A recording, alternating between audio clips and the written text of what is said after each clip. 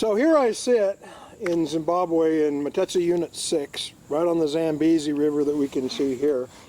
And I got two of my friends with me. One, of course, is my PH, but I've got Richard Harland sitting directly next to me. And then, of course, Buzz Charlton of CM Safaris. So, Richard, when did you begin your hunting career, and what job did you have? The first job.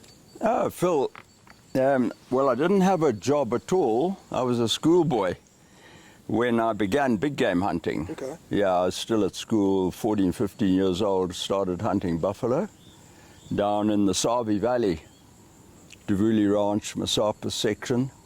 And we paid $5 a buffalo. That was the trophy fee. And the camp we took everything to camp. There was just a site on the edge of the Savi River, so it was very, very basic. Absolute heaven for a schoolboy who liked hunting. Well, bet. So that was the kick-off of my big game hunting. Yeah, I'd shot lots of little things. We had quite a lot of game on our farm. Kudu, reed buck, duiker, steenbuck. So that, and it was a tobacco farm. But my folks were conservationists, but I was allowed to shoot bush pig, lots of those. Okay. And so when I left school, I was still at school, was I at school? I got in tow with a Paul Krobler, who taught me how to hunt elephants. I've written the story, so I won't go over it again.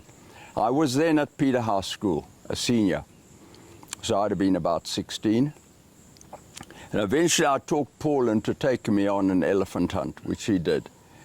And we went on a couple more hunts, and then from the results of that, he recommended me, which I thought was a hell of a chance, he took, to the game department to be an honorary officer. And so I was appointed, and I was 17 years old, I think 1962. That's the date still on my professional hunter's license, year of issue, 1962.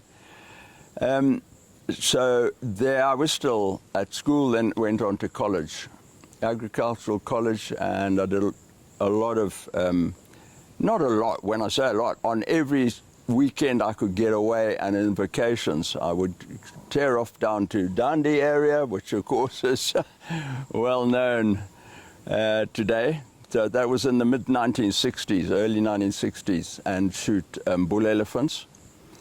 The beauty of it then, for a youngster like me, I had a Land Rover Series 1. In fact, I had two, one after the other. I upgraded my Land Rovers when I was at Gweeby. We had a lovely workshop, so we could keep them up to date. If one shot a bull elephant and wanted to keep the ivory as an honorary officer, we simply went to head office with the ivory, paid £25, that was the price of bull elephants, and got the ivory stamped and the certificate of ownership. And then we could sell the ivory, of course, back in those days. And I sold it to a couple of different shops in Harare, it was Salisbury then, of course, in Rhodesia. So my job, while I began my hunting, was to hunt more and sell ivory. So that really was long before I got into, before national parks, and then back out into the big world of safari hunting. Yeah. Yeah. Buzz, same question to you. Well, mine's very unexciting in comparison to Mr. Harland here. I just wanted to get into hunting straight off the bat from school. My father used to hunt in Kenya with a company called Kerr and Downey until they closed in '67. So I always had that interest. So Dad died when I was 1 in a hang glider accident, but I had his albums, and I always used to look at his albums, and that started my interest in hunting. And to be honest with you, I wasn't sure whether I wanted to hunt or guide, Phil. And in Zim, if you get your hunting license, you're entitled to do photographic guiding as well. Oh. So the first guy I asked for a job, who you'll know him, was John Stevens. You're very well. I went and sat down with John, and I thought the interview went very well, and he turned around and said, "You know what, Buzz, I'm not going to give you a job. I was crestfallen, and he said, you won't do well as a photographer guide. You would be a great hunter. Go and get a job hunting. And so then I applied for another job, and actually, funny enough, came up to this part of the world, a place called Ursula, which was not far as the crow flies from here. I started my apprenticeship there. And as everyone knows, in Zim, it's a minimum of 3 years, but in reality, it's like 5 years. And after a year, I was a very sporty little bugger. I had an incredible year as an apprentice, not doing a hell of a lot of dirty work and doing a lot of hunting, but I felt I wasn't shooting enough.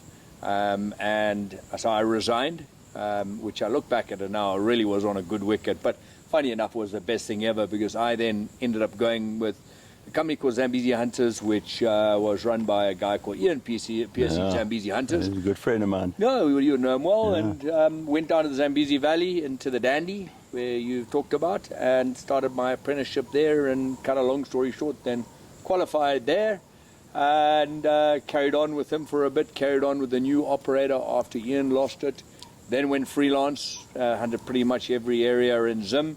And then the whole circle came back. We got Dandy and have been there for the last, 15 years. Nice. But also now, as you well know, I've hunted several other areas, including here. So not nearly as exciting as Richard, but that's how we are here now. That's my story to being here now. Nice.